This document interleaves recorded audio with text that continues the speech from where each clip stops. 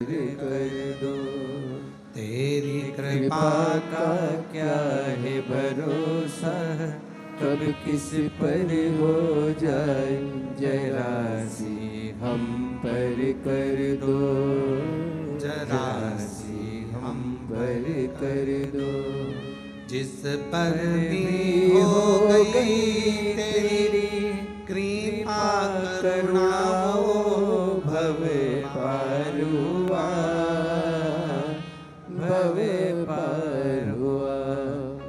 पापी हो चाहे जितना, उसका भी बाबा उद्धार हुआ,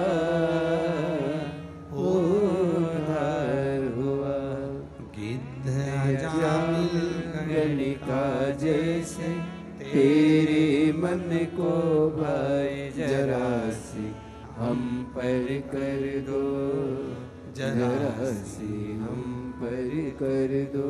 तेरी कृपा का क्या है भरोसा, कब किस पर हो जाए जरा सी हम पर कर दो। जरा सी हम पर कर दो।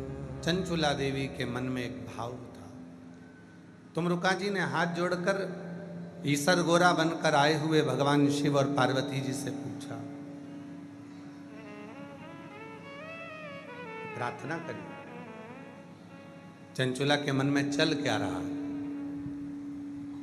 शिव जी मुस्कुराकर बोले, चंचुला जो मांग रही है वो दुनिया की किसी स्त्री ने आज तक नहीं मांगा।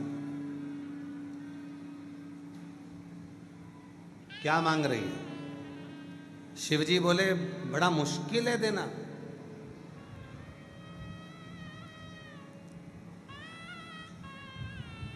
जो चंचुला मांग रही है वो संसार की कोई स्त्री ने, कोई पुरुष ने आज तक नहीं मांगा, और इस अवस्था में आने के बाद तो कभी नहीं मांगा। तुमरुका जी ने पूछा कि आप बताओ, मुझे तो मालूम पड़े कि शिव महापुराण की कथा सुनने वाली चंचुला देवी आखिर मांग क्या रही? शंकर जी कहने लगे, विधि के विधान को पलटना पड़ेगा, ब्रह्मा के लेख को पलटना पड़ेगा, संसार की रीत को बदलना पड़ेगा जो चंचुला मांग रही है। तो भगवान तुमरुका जी ने पूछा, मांग क्या रही है? तो कहा, चंचुला मांग रही है, भले में बेधव्य हो गई, पर मैं जब प्राणों को त्यागूं तो पति लोक में रहूं और सतियों के तीर्थ में निवास करूं। बस ऐसी प्रार्थना। जहां अखंड सौभाग्यवती सतियां रहती हैं, जहां सावित्री रहती है, जहां अनसुईया रहती है, जहां पार्वती रहती है, जहां सती रहती है, जहां ललिता रहती है, जहां स्वयं मां जगत जननी जगदम्बा अम्बा स्वयं निवास करती है, जिस सती लोक में लक्ष्मी रहती है, जिस सती लोक में पार्वती रहती है, जिस सती लोक में स्वयं ब्रह्माणी रहती है, जिस सती लोक में सावित्री अनसुईया अनेक अनेक संसार की सारी सतियां जिस लोक में निवास करती हैं, उस लोक में चंचुला कहती है कि मुझे जाना है, मुझे जाना, उस लोक में मेरा निवास होना चाहिए। पर ये तो बेधव्य हो गई, फिर उस लोक में कैसे रहेगी? शिव जी बोले, यही तो टेंशन है। विधि के विधान को पलटना पड़ेगा, ब्रह्मा के लेख को पलटना पड़ेगा, और अगर इसने कथा पूरी सुन ली तो फिर विधान पलटना ही पड़ेगा, और मुझे आखिरी में से पति के लोक में अखंड सौभाग्यवती बनाकर भेजना ही पड़ेगा।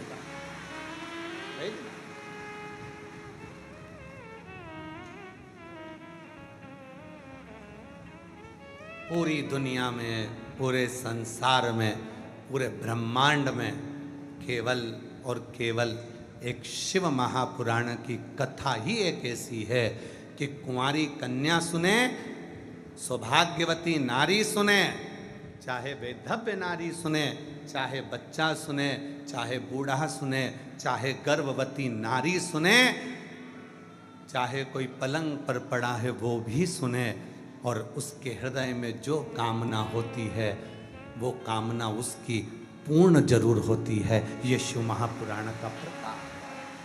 जो कामना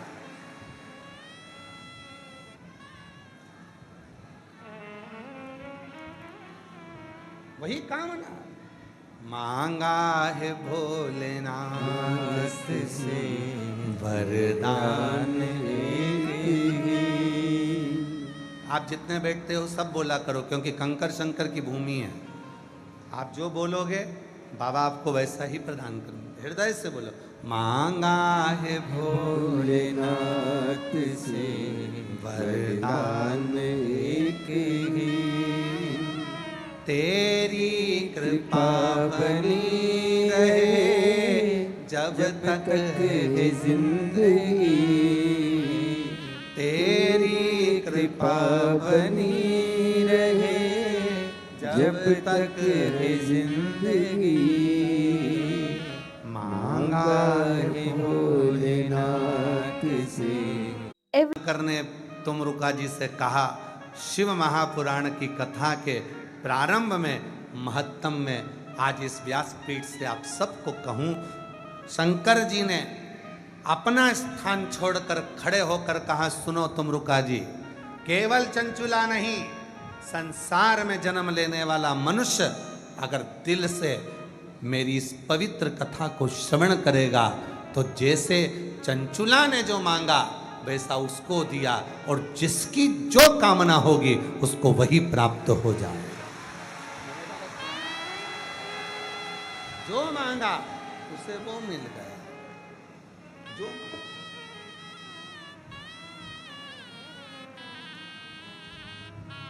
आप बस उसको दिल से पुकारे।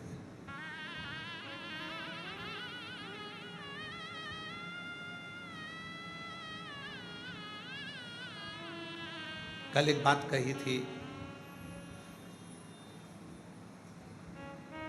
एक प्रदोष ऐसा होता है जिस प्रदोष में अगर प्रदोष काल में बेलपत्री का पौधा लगाया जाता है और उस बेलपत्री के पौधे के नीचे प्रत्येक प्रदोष में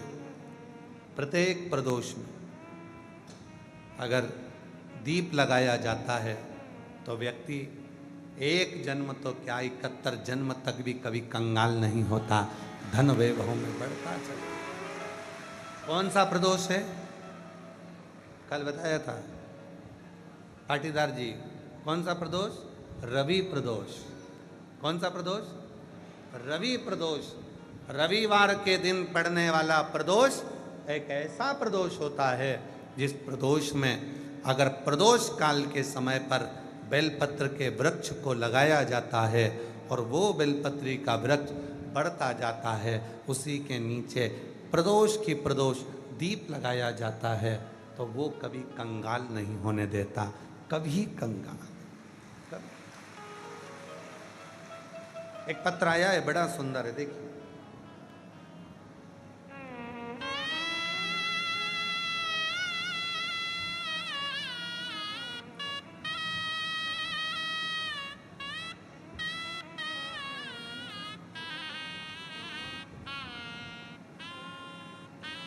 प्रदोष के दिन दीपक लगाने का और प्रदोष की पवित्र आनंदमय भक्ति करने का, कुबरेश्वर धाम पर बैठकर कथा श्रवण करने का, और कुबरेश्वर धाम से अगर ऑनलाइन कथा मिल रही है तो अपने अपने घरों पर बैठकर सुनने का क्या फल होता है वो इस पत्र में।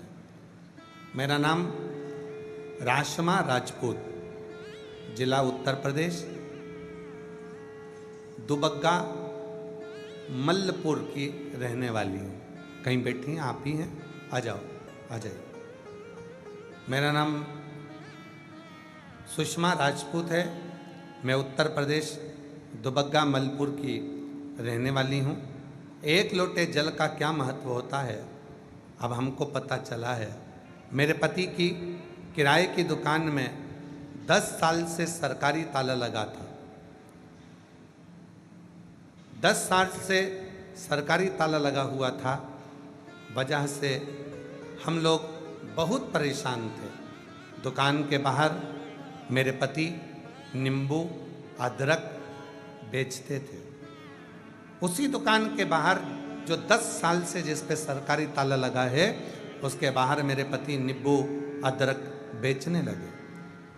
हमारी परेशानियाँ इतनी बढ़ गई। उसी समय पर मेरी जेठानी हमको देखकर बोली कि तुम्हारी दशा बहुत खराब हो रही है, कैसे क्या होगा? एक काम करो, मैंने टीवी पर देखा है वो सियोर वाला बाबा कथा करता है, आस्था चैनल पर कथा आती है, बाबा की आस्था चैनल पर कथा आती है, सुना करो। फिर हमने कथा सुनना शुरू कर दिया, फिर आपके बताए हुए उपाय करने लगे और रोज मंदिर जाने लगे। सन 2023 में रुद्राक्ष महोत्सव में पहली बार आए और पहले दिन की कथा सुनी। फिर दूसरे दिन जब हमने रुद्राक्ष महोत्सव में पहले दिन की कथा सुनी, दूसरे दिन मेरे पति का फ़ोन आ गया। उन्होंने बोला कि यहाँ पुलिस वाले बड़े क्रोध होकर कह कर गए हैं कि तुम्हें अब यहाँ दुकान नहीं लगाना है। देखो, तुम तो सीहोर का कहकर गई थी और कह रही थी कि सीहोर वाले बाबा की कथा सुनेंगे सब अच्छा होगा, पर अभी तो मेरे को पुलिस वालों ने यहाँ दुकान लगाने से मना कर दिया कि बाहर भी तुम दुकान नहीं लगा सकोगे। मैंने बोला आप परेशान मत हो, मैं कथा सुन रही हूँ और यहाँ जितने लोग आए हैं कथा सुनने के लिए सब कहते हैं कि यहाँ से कोई खाली नहीं जाता। पुलिस वाले अगर मना कर रहे हैं कि दुकान मत लगाओ, तुम चिंता मत करो, तुम तो बाबा के भरोसे रहो, अपना ठेला रोज लेकर जाओ, मैं कथा पूरी सुनूंगी और मुझे मेरा बाप मेरी विदाई में कुछ ना कुछ जरूर देगा, मुझे भरोसा है। गुरुजी बाबा से रोज यहाँ कथा सुनती, कंकर शंकर की पूजा करती, उनसे विनती करती कि सरकारी ताला हट जाए। यहाँ से 7 दिन की कथा सुनकर घर गए। अगले दिन दुकान से मेरे पति आए और उन्होंने बोला कि तुम्हारे बाबा ने सुन लिया, कोई रुपया नहीं लिया और बाबा ने सरकारी ताला खोल दिया। और सरकारी ताला खुला। आज बाबा की ऐसी कृपा हो गई, जिस दुकान की कामना किराए से लेते थे आज वो खुद की हो गई और बाबा की कृपा से सारा बाबा ने संभाल लिया। गुरुदेव, लाइसेंस दूसरे का था दुकान का, आज बाबा ने वो खुद का बना दिया।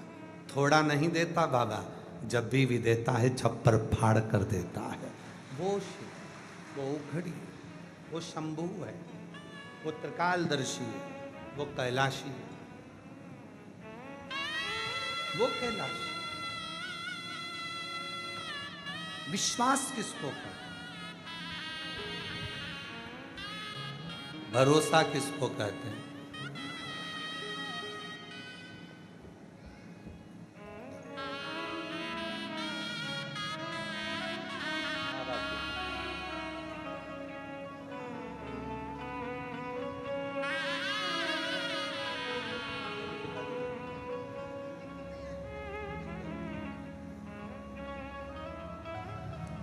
विश्वास किसको कहते हैं?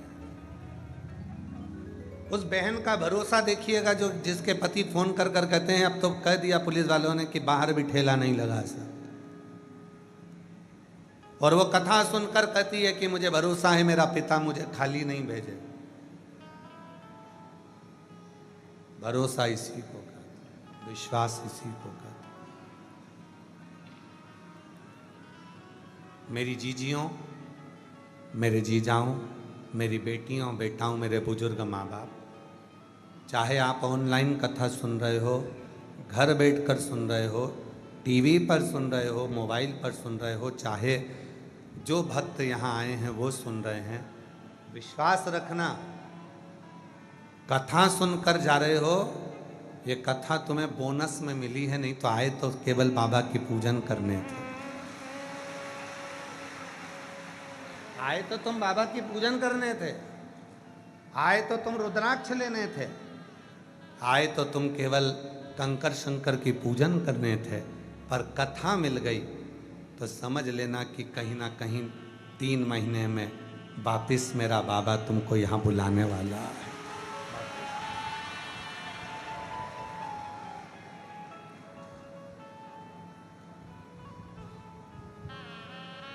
मेरा तू ही है जिसे हर दर्द कहता हूँ। मेरा तू ही तो हमदर्द है जिसे हर दर्द कहता हूँ। दुनिया के आगे प्रभु चुपचाप में रहता हूँ। दुनिया के आगे प्रभु चुपचाप में रहता हूँ। मेरा तू ही तो हमदर्द है जिसे हर दर्द कहता हूँ। मेरा तू ही तो हमदर्द है जिसे हर दर्द कहता हूँ। एक विश्वास, एक भरोसा, एक दृढ़ता। जब हम पूर्ण भरोसे के साथ, विश्वास के साथ, दृढ़ता के साथ उस शिव से अपने मन का भाव करते हैं, प्रार्थना करते हैं, विनय करते हैं, निवेदन करते हैं, तो वो स्वीकार करता है। वो स्वीकार करता है। भरोसा शिव को प्रकट करता है।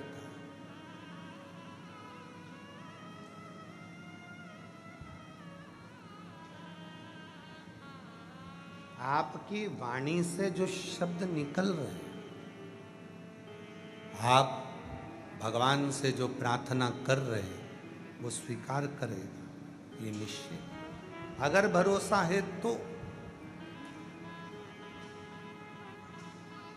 एक लोटा जल चढ़ाने कौन कौन जाता है? हाथ उठाओ जरा।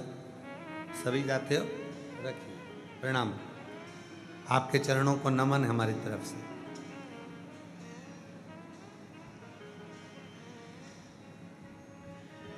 आप जब एक लोटा जल चढ़ाने के लिए जाते हो,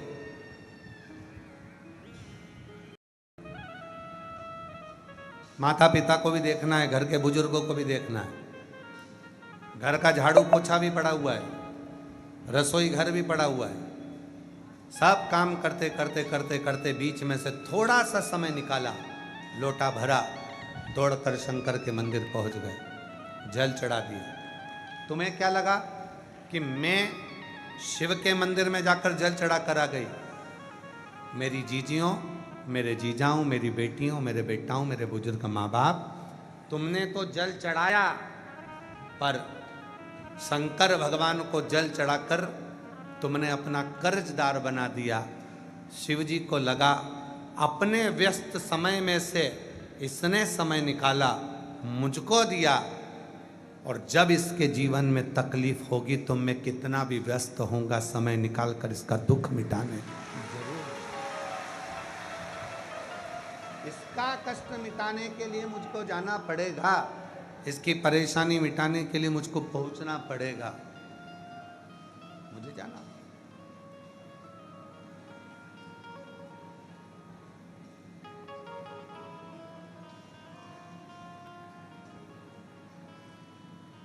एक राजा शिकार करने के लिए गया, उसके साथ में सैनिक भी था, मंत्री भी था, दोनों है। चलते चलते चलते चलते चलते चलते घने जंगल में राजा पहुंच गए। सैनिक कहीं छूट गया, मंत्री भी छूट गया, राजा अकेला जंगल में फंस गया। मन में विचार आया कि मैं तो अकेला फंस गया, अकेला रह गया। अब इस घने जंगल में कौन मेरा साथ देगा, कौन मेरा होगा? घने जंगल में फंसा हुआ मंत्री, सैनिक उसको ढूंढ रहा है, सैनिक भी उसको ढूंढ रहा है, मंत्री भी उसको ढूंढ रहा है, दोनों उसको ढूंढ रहा है।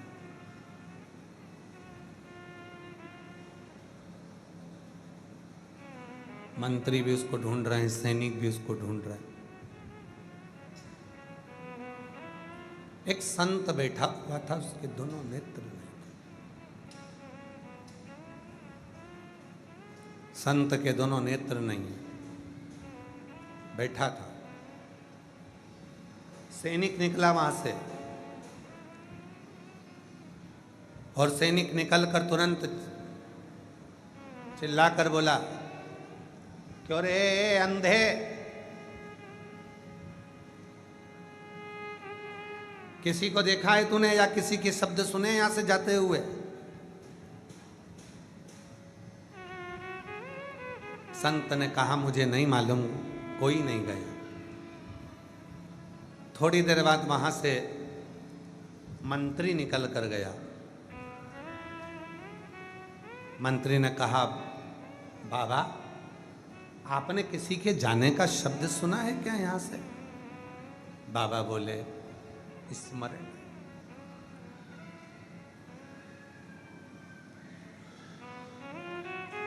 दोनों निकल गए। थोड़ी देर बाद वहां से राजा निकला, नीचे बैठा, चरणों में हाथ जोड़कर प्रार्थना करी, बाबा जी मैं नमन करता हूं आपके चरणों को। बाबा जी मैं भटक गया हूं रास्ता, मेरा सैनिक और मेरा मंत्री मेरे साथ में था, कहीं चला गया, मालूम नहीं पड़ रहा। इतने में अंधे बाबा ने कहा, तुम्हारा सैनिक और तुम्हारा मंत्री इस ओर गए हैं। राजा ने कहा, बाबा जी आपके तो नेत्र नहीं है, फिर आप कैसे कह सकते हैं कि सैनिक और मंत्री इधर गए हैं? बाबा जी ने कहा, एक व्यक्ति ने आकर मुझसे कहा था, अरे ओ अंधे, तूने किसी को जाते हुए सुना है, स्मरण किया? मैं समझ गया था ये कोई सैनिक हो सकता है। दूसरा आया था, उसने कहा, बाबा जी आपने किसी को जाते हुए सुना है? मैं समझ गया था कि कोई मंत्री होगा। और एक आप हाथ जोड़कर प्रार्थना कर कर मुझसे पूछ रहे हो, मैं समझ गया आप राजा हो। वो सैनिक था, मंत्री था, और आप राजा। एक प्रार्थना, एक निवेदन, एक प्रार्थना, एक निवेदन करने का तरीका भी बता देता है। एक प्रार्थना, एक निवेदन करने का तरीका बता देता है कि शिव तक हमारी वाणी पहुंची, को भी कमजोर ना समझे।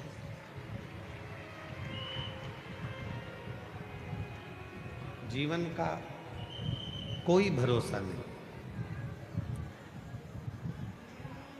ये मानव की जिंदगी, मानव का जो जीवन है, मानव का जो जीवन है, कब कहाँ किससे काम पड़ता है, कोई भरोसा नहीं।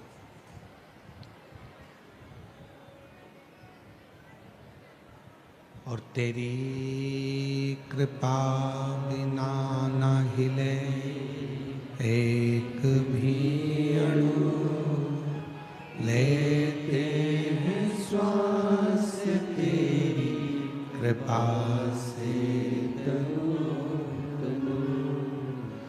बखान क्या करूं मैं राखों के ढेर का, चपटी भभूत में है खजाना का। हे गंगाधर मुक्ति द्वार ओमकार तू, भोले ओमकार तू, आयो शरण तिहारी शंभु कार कर तू। दो चंदन होते हैं। शिव महापुराण की कथा दोनों चंदन का वर्णन कर रही। एक होता है हरि चंदन, एक होता है शिव चंदन।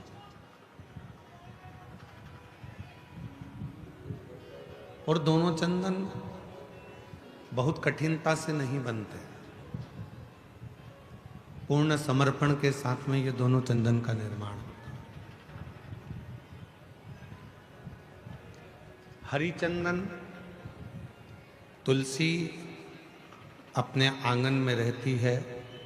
तुलसी का पौधा जब सूख जाता है तो तुलसी की जो लकड़ी होती है उसको घिसकर पानी में भगवान को लगाया जाता है। वो चंदन हरी चंदन कहलाता है। और कोई बेलपत्र का वृक्ष जब सूख जाता है और उसकी जो लकड़ी होती है उस लकड़ी को घिसकर जो चंदन बनाया जाता है और शिव को लगाया जाता है उसको शिव चंदन कहते हैं। और दोनों चंदन अपना अपना कार्य करते हैं।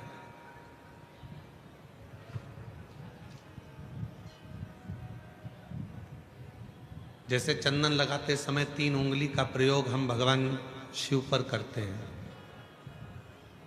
आकार, ओमकार और मकार। ये 3 उंगलियों का प्रयोग हम शिव जी पे चंदन लगाते समय करते हैं।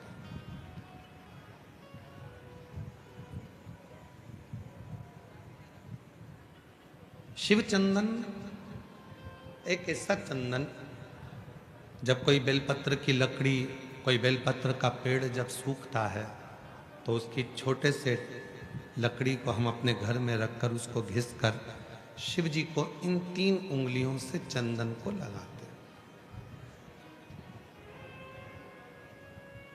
आकार, ओमकार और मकार, तीनों। पर इन 3 उंगली को जब हम लगाते हैं और 3 उंगली से जब हम त्रिपुंड बाबा का लगाते हैं तो उसमें जो नीचे की उंगली है मकार, जो नीचे की रेखा है मकार, हम जब चंदन लगा रहे हैं तो नीचे नीचे की जो रेखा है, एक फोटो आया है, जैसे ये 3 उंगली से ये चंदन लगा, आकार, ओमकार और ये मकार।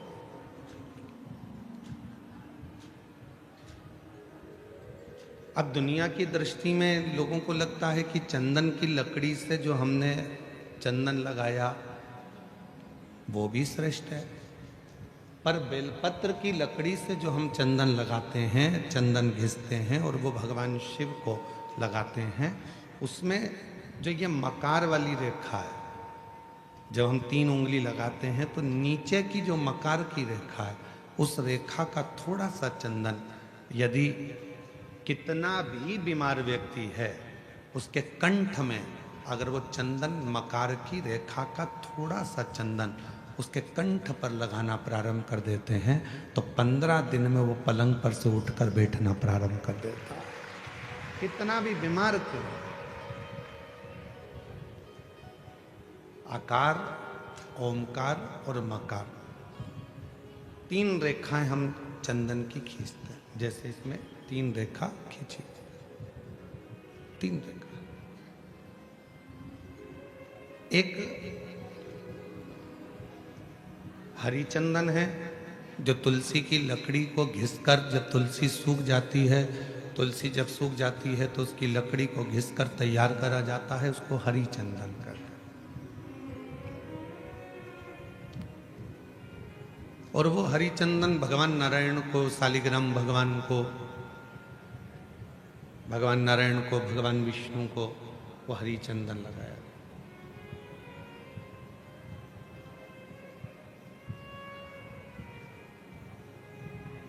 हरि चंदन का लेपन किया जाता है और वो हरि चंदन का लेपन करते हैं या एक बिंदी भी हरि चंदन की लगाते हैं।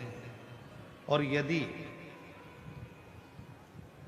वो हरी चंदन का एक छोटा सा अंश मात्र भी हम लेकर आए, और जिसको दमे की शिकायत होती है, श्वास की शिकायत होती है, चढ़ने में चलते चलते हाँपड़ी भरा जाती है, हाँप भरा जाती है, डॉक्टर ने कह दिया कि फेफड़े 70%, 60%, 80% खराब हो गए हैं, काम नहीं कर रहे, उस व्यक्ति के हृदय पर, वक्ष स्थल पर यदि वो हरि चंदन का लेपन जो शालिग्राम भगवान पर, भगवान श्री हरि पर, राम जी पर, ठाकुर जी पर, कृष्ण पर, लड्डू गोपाल पर जो आपने किया है, उसको यदि हम लगाना चालू करते हैं तो उसको भी फिर चलने में तकलीफ नहीं आती और फेफड़े उसके काम करना प्रारंभ कर देते हैं। वो हरिचंदन दोनों, एक हरिचंदन एक शिवचंदन। जम के बोलेंगे सभी लोग, हरिचंदन काय से बनता है? तुलसी की लकड़ी से। और शिवचंदन काय से बनता है? बेलपत्र जो सूख जाता है, लकड़ी जो सूख जाती है उसके। दोनों कारगर।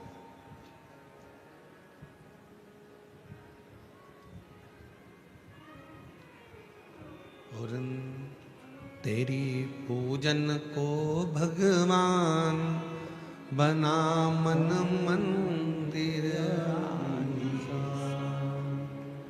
तेरी पूजन को भगवान बना मन मंदिर।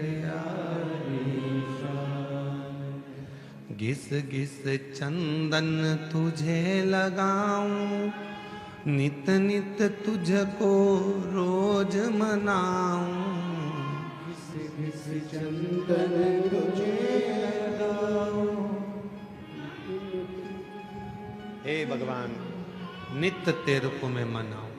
घिस घिस चंदन रोज लगाऊं, नित नित भोला तुझे मनाऊं। घिस घिस चंदन रोज लगाऊं, नित नित भोला तुझे मनाऊं। तेरी पूजन को भगवान बना मन मंदिर। तेरी पूजन को भगवान बना मन मंदिर। बना मन मंदिर आलीशान, तेरी पूजन को भगवान बना मन मंदिर आलीशान। तेरी पूजन को भगवान। नित्य पूजन का एक फल। आज सनातन धर्म पर लोग उंगलियां उठाते हैं। आज सनातन धर्म पर लोग आक्षेप लगाते हैं कि तुम पत्थर की पूजन करते हो। आज सनातन धर्म पर लोग उंगलियां उठाते हैं कि तुम मंदिर जाते हो, जल चढ़ाते हो, पत्थर पर जल ढोलते हो। एक एक साइंस के एक एक उद्देश्य को यदि उठाकर पढ़ोगे तो पूरा साइंस हमारे सनातन धर्म की प्रधानता बताता है। और सनातन धर्म में जितनी पूजन की पद्धति है वही साइंस ग्रहण करता है, वही साइंस। आज दुनिया के लोग इस साइंस वाले कई लोग कह देते हैं हम सनातन को नहीं मानते, ये सब आडंबर है, सब पाखंड है, सब ढोंग है। नहीं,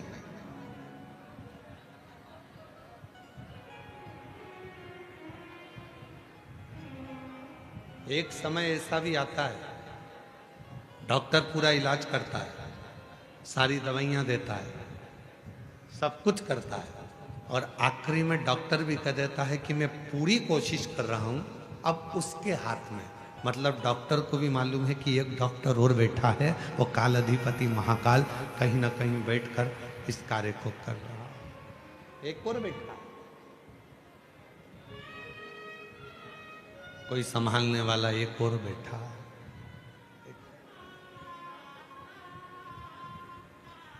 शिव कथा कर रहे हैं।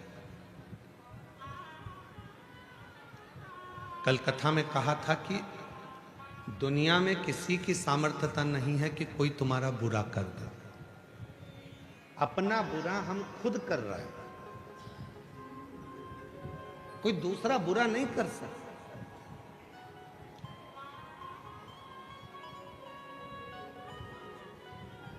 किसी की सामर्थ्यता नहीं हो सकती कि कोई तुम्हारा बुरा कर दे।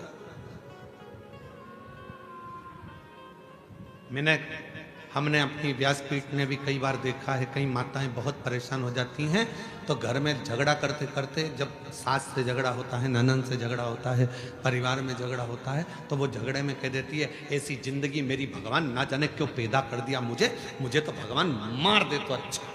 मतलब तू अपने आप को कोस रही है और दिन भर में एक बार सरस्वती मुख से निकलती है तो हो सकता है कि वो तेरा बुरा होना उसी दिन से चालू हो गया।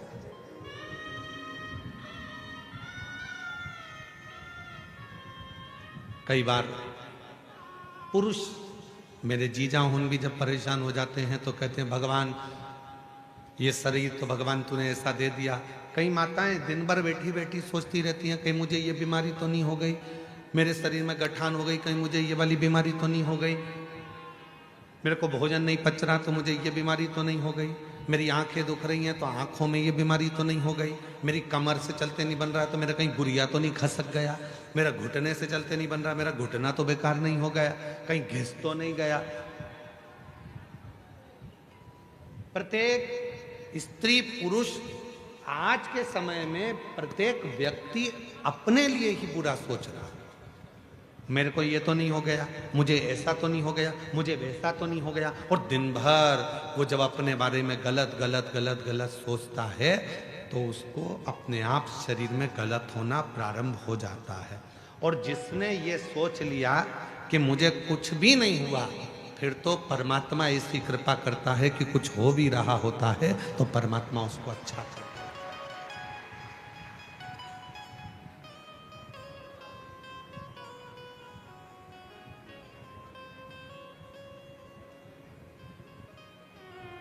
उसका प्रमाण इस कथा के मंडप में एक माता जी बैठी हुई है।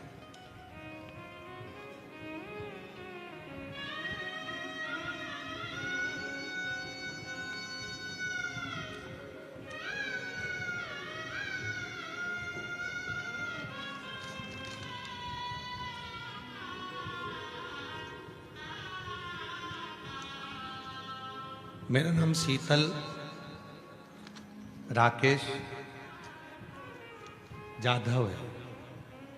मैं महाराष्ट्र के भुसावल खड़का की रहने वाली हूँ। मेरा मोबाइल नंबर ये है, कहीं बैठी हों तो हाथ हिला सकती हैं। मेरा नाम शीतल राकेश जाधव है। मैं महाराष्ट्र के भुसावल खड़का की रहने वाली हूँ। आप ही हैं? आ जाओ, आ जाइए। बच्चा हो साथ में तो उसको भी लेकर आइए।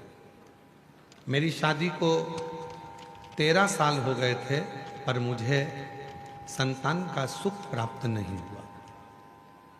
मेरी शादी को 13 साल हो गए थे, संतान का सुख नहीं प्राप्त हुआ। डॉक्टरों के पास बहुत इलाज किया, डॉक्टरों ने यह कहकर मना कर दिया कि मुझे संतान प्राप्ति नहीं होगी। मैंने भुसावल, सूरत, नासिक बहुत से डॉक्टरों के पास इलाज किया।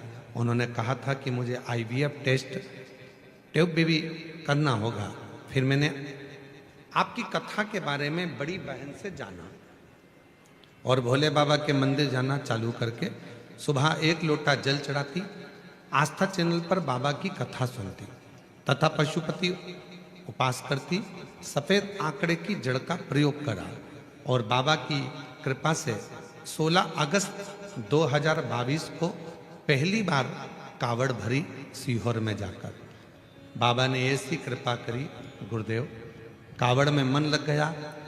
5 पंडाल कथा सुनने का ऐसा महत्व मुझे मालूम पड़ा तो मैंने 5 पंडाल की कथा सुनी और 5वां पंडाल जब पूरा हुआ तो मेरा गर्भ ठहर गया। गर्भ ठहरा और बाबा की कृपा से 4 जून 2025 को मेरे घर में संतान ने जन्म लिया। 4 जून 2025 को 13 साल के बाद मेरे घर में संतान ने जन्म लिया। पर जन्म के कुछ देर बाद कुछ ही समय निकला और मेरी तबीयत ज़्यादा खराब हो गई और खराब होने पर मेरा किडनी, लीवर सब डाउन होने लगा। तब मेरा डायलिसिस चालू हो गया।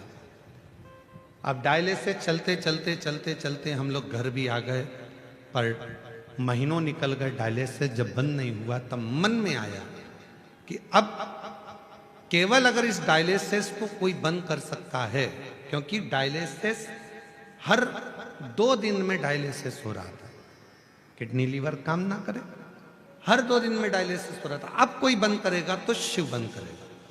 तभी मैंने अपने परिवार वालों से कहा कि मुझे शिव जी पर चढ़ा हुआ जल लाकर देना चालू करो और डायलिसिस अब बाबा के भरोसे छोड़ दो। बाबा की ऐसी कृपा हुई गुरुदेव, आज मैं बाबा को धन्यवाद देने करना चाहती हूँ। केवल 25 दिन तक लगातार शिव जी पे चढ़ा हुआ जल पीना प्रारंभ करा और बाबा की कृपा से मेरा आखिरी डायलिसिस 15 अगस्त को हुआ। उसके बाद मेरा डायलिसिस पूरा बंद हो गया। अब मैं पूर्ण तरह से स्वस्थ हूँ। अब मैं पूर्ण तरह से स्वस्थ हूँ। ये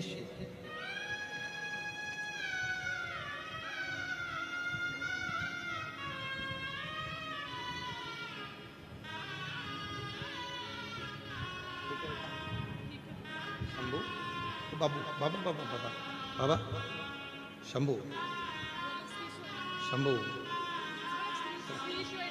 चल प्रणाम करो,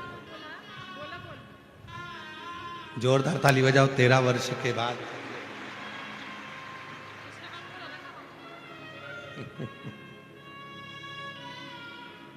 बच्चे का नाम भोला रखा है इन्होंने। एक बार जोरदार ताली बजाओ।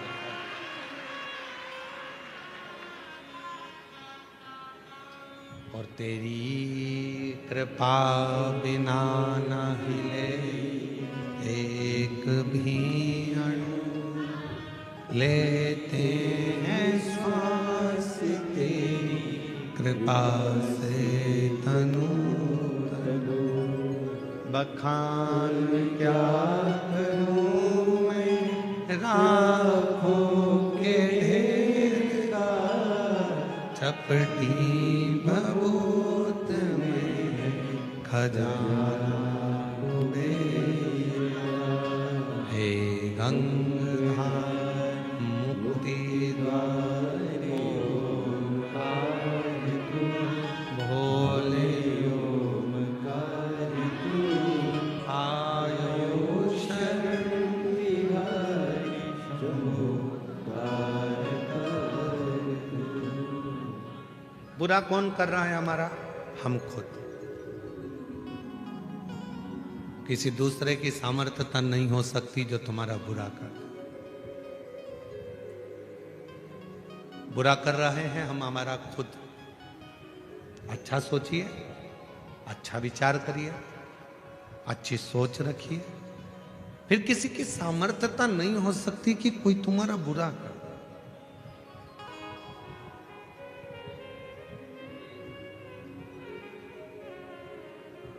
मुझे लग रहा है कि मेरा तबीयत में ऐसा होगा तो वो होगा, और तुमने सोच लिया कि मुझे कुछ नहीं होगा, आग लगे बस्ती में अपन रहो मस्ती में, क्या किसको रोइए चादर तान के सोइए, तो फिर कोई तुम्हारा बुरा नहीं कर सकता। कोई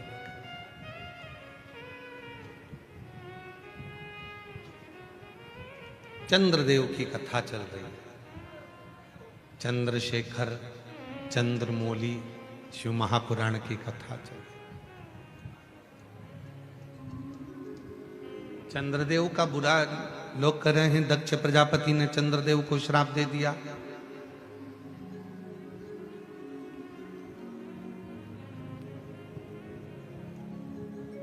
चंद्रदेव को काया का रोग हो गया। चंद्रदेव की काया खराब होने लगी। लोग कर, पर चंद्रमा को यदि दक्ष प्रजापति का श्राप लगा है तो इसमें गलती किसकी है? चंद्रमा की। 27 कन्याओं के साथ में विवाह हुआ है। 27 कन्याओं को एक दृष्टि से देखना चाहिए, एक दृष्टि। पर चंद्रमा केवल एक रोहिणी को सबसे ज्यादा प्यार करते हैं, प्रेम करते हैं, बाकी के 26 पत्नियों पर ध्यान तक नहीं देते। तो गलती खुद की है, श्राप तो लगेगा। कितना सुंदर प्रसंग आता है। इस प्रसंग पर थोड़ा ध्यान दीजिएगा। एक घर के अंदर 4 भाई रह रहे हैं, चारों भाई कमा रहे हैं, व्यापार भी एक ही है, कमा के भी चारों भाई एक ही जगह पर ला रहे हैं। 4 देवरानी जेठानी उस घर के अंदर रहती हैं। थोड़ा ध्यान देना, बहुत सावधानी से इस कथा का स्मरण करिए।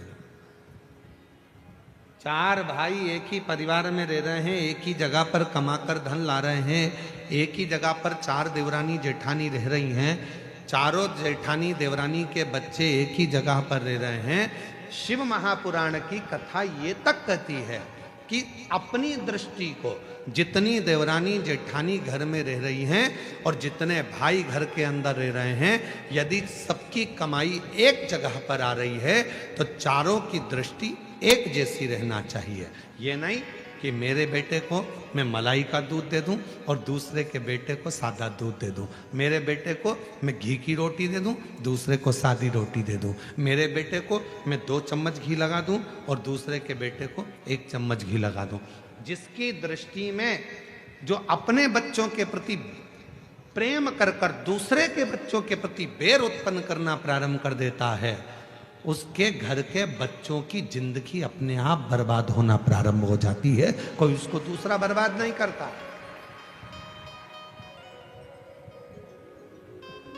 अब ये बात हमने एक बार कथा में कही तो एक बहन जी ने लिखकर भेजा, तो क्या हम हमारे बच्चे के लिए अच्छा नहीं सोच सकते? सोचो, मना कौन कर रहा है? पर जब तुम एक जगह पर रह रहे हो तो सबके प्रति सब बच्चे तुम्हारे, सब बच्चे। एक बार हमने कथा में कहा था, एक प्रकार से पीएम जय अब गरीबों की जय बन गई है। देश हो रहा है। आप लोगों को बोलो तो जम के, सबसे ज्यादा नरक में कौन जाता है? तो एक बार हमने कथा में कहा था, सबसे ज्यादा नरक में जाता है प्रसाद बांटने वाला।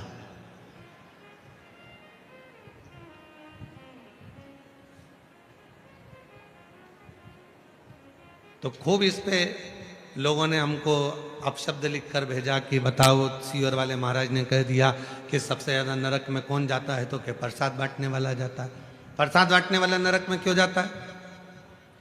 तो कहा प्रसाद बांटने वाला प्रसाद कभी भी बंटता है तो अच्छी जगह पर बंटता है, धर्म की जगह पर बंटता है। मंदिर, देवालय, शिवालय, कथा, भागवत, सत्संग, संकीर्तन, तीर्थ, प्रसाद अच्छी जगह पर बंटता है।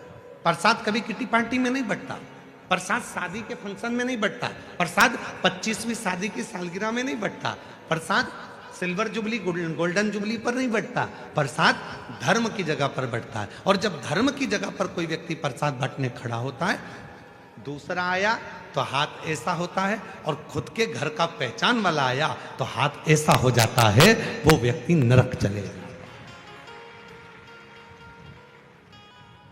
पत्नी आई, हाथ बड़ा, बेटा आया, हाथ बड़ा, कोई दूसरा आया, हाथ छोटा, सबको ऐसे ऐसे ऐसे ऐसे दे रहे। तो जैसी पत्नी आके खड़ी हुई तो मुट्ठा भर के दे दिया, बेटा आया तो मुट्ठा भर कर दे दिया, कोई आया परिचित भाई आया, काका आया, काकी आई तो उन्होंने पस भर कर दे दिया। पर उसने ये नहीं सोचा कि हम धर्म की जगह पर खड़े होकर प्रसाद में भेदभाव कर रहे हैं। जब हम प्रसाद में भेदभाव कर रहे हैं तो वो परमात्मा की दृष्टि में रहेगा और हमको नरक भोगना पड़ेगा।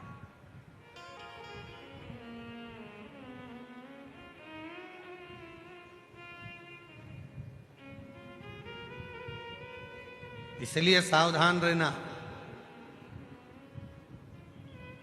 धर्म की जगह पर, सत्कर्म की जगह पर, मंदिर, शिवालय, देवालय, सारी जगह पर एक बराबर, एक जाजम में, एक आनंद के साथ प्रसाद का वितरण होना चाहिए।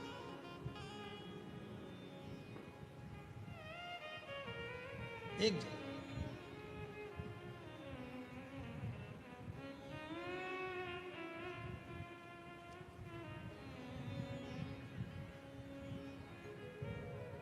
शेगांव के गजानन जी महाराज, दुनिया की सबसे बड़ी रसोई, दुनिया का सबसे बड़ा भंडारा अगर कहीं चलता है तो वो शेगांव के गजानन महाराज के यहाँ चलता है।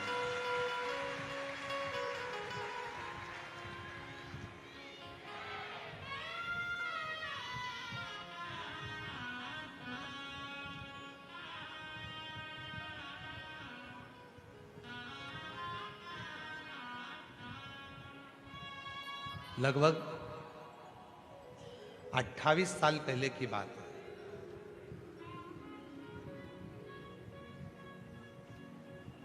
और 28 साल से हो सकता है कि 29 साल 28 साल पहले की बात हो। हम शेगांव गए, भंडारे में भोजन प्रसाद चल रहा था। एक पात्र में कोई मीठी वस्तु थी और वो थोड़ी सी थी, तो उन्होंने वो मीठी जो वस्तु थी वो वस्तु को एक और रख दिया और सारी वस्तुएं चल रही। तब हमने पूछा, एक माताजी वो परस रही थी, तो हमने कहा कि ये थोड़ी सी मीठी वस्तु बची है तो ये भी प्रसाद में दे देना चाहिए। तो उन्होंने कितनी सुंदर बात कही गजानन महाराज के दरबार में, जरा विचार करिए। उन्होंने कहा कि हम ये अगर ये थोड़ा सा सामान 2-4 लोगों को देंगे, 2-4 भक्तों को देंगे, और बाकी के भक्त यदि उस प्रसाद को नहीं ले पाएंगे और उन तक वो प्रसाद नहीं पहुंचेगा तो उसका दोष हमको लगेगा। इसलिए जब एक जाजम पर गरीब हो, अमीर हो, पैसे वाला हो, बड़ा हो, छोटा हो, जब एक जाजम पर बैठकर एक साथ भोजन कर रहे हैं तो उनकी भोजन की थाली में भी एक जैसा भोजन जाना चाहिए। वो गजानन महाराज का एक जैसा भोजन, उसमें भेद नहीं होना चाहिए। कहां खड़े हो धर्म की जगह पर, कहां खड़े हो सत्कर्म की जगह पर, और वहां पर भी अगर हम भेद करें तो फिर परमात्मा हमको दंड तो देगा। इसीलिए पहले भी कहा, मत बुरे कर्म कर वरना पछताएगा, भगवान की आंखों से तू बच नहीं पाएगा, तू बच नहीं पाएगा। अरे ओ अज्ञानी मत करना, अरे ओ अज्ञानी मत करना, तेरे कर्म का फल भी तो ही पाएगा, जैसा किया तूने तेरे आगे आएगा। राजा था, इतनी बड़ी प्रजा उसके साथ में थी, इतना बड़ा नगर उसके साथ में था, और वो एक संत बन गया, साधु बन गया, तपस्वी बन गया। कैसे? शिव महापुराण की कथा कहती है, जब वो देव अधिदेव महादेव जब कृपा करना चाहते हैं, और आपको भी कहा था कि आप सब ये लाखों की संख्या में आए हो, पंडालों में भरे पड़े हुए हो, ये मत सोचना कि आप अपनी मर्जी से आए हो। मेरे शंकर भगवान ने आपका हाथ पकड़कर डमरू बजाकर तुम्हें यहां कुछ देने के लिए बुलाया, कुछ देने के लिए मेरे शिव ने तुमको यहां आमंत्रित करा।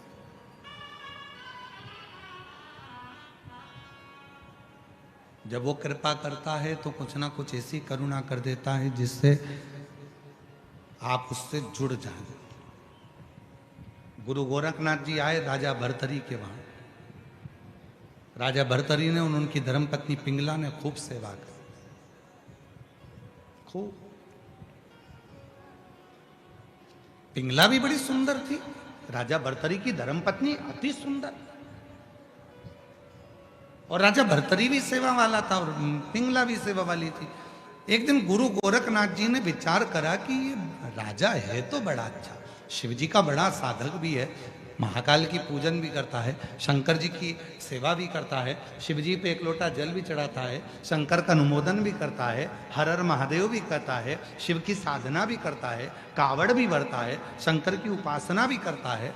पर ये राजा राज्य के लायक नहीं, ये राजा तो स्वयं शिव के लायक है, भगवान शंकर की शरणागति के लायक।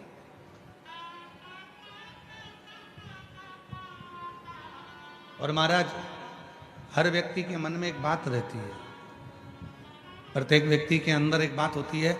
हर व्यक्ति ये सोचता है भगवान मेरे घर में इतने सारे लोग रहते हैं, पर मैं ही कथा में क्यों जाता हूँ, मैं ही शंकर जी के मंदिर क्यों जाता हूँ, मैं ही साधना क्यों करता हूँ, मैं ही आराधना क्यों करता हूँ। सारा परिवार दुकान संभालने में लगा है, सारा परिवार घर संभालने में लगा है, सारा परिवार पूरा घर परिवार देखने में संभालने में परिवार लगा हुआ है, पर तुम भगवान शंकर की कथा में आकर बैठे हो, तुम भगवान शंकर की शरणागति में आकर बैठे हो, तुम भगवान शंकर का भजन कर रहे हो, तो ये जान लेना कि कहीं शिव की कृपा है, तुम्हारा और भगवान शंकर का कोई पुराना संबंध होगा, इसलिए शंकर जी तुम्हें पकड़कर कथा के पंडाल में लेकर जा रहे हैं, मंदिर तक लेकर जा रहे हैं, साधना में बिठा रहे हैं। कोई पुराना संबंध, कोई पुराना संबंध तुम्हारा शिव से हो, कोई पुराना संबंध। और कोई पिछले जन्म के अच्छे कर्म मुझे बाबा तेरा साथ मिला, कोई पिछले जन्म के अच्छे कर्म मुझे बाबा तेरा साथ मिला, जहाँ सारी दुनिया झुकती है, जहाँ सारी दुनिया झुकती है, मुझे वो आली दरबार मिला, दरबार मिला, कोई पिछले जन्म के अच्छे कर्म मुझे बाबा तेरा साथ मिला। कोई पूर्व का कर्म होगा, कोई पूर्व का अच्छा कर्म होगा जो बाबा तुम्हें बुलाए। एक पत्र है, अच्छा है,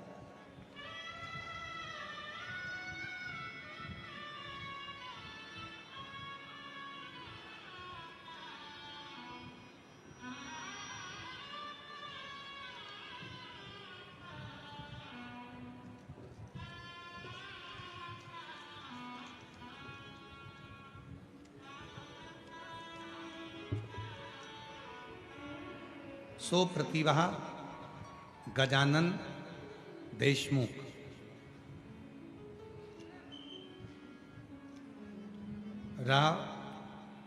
रहने वाले बेलूरा, तहसील पातुर, जिला अकोला से आई हैं।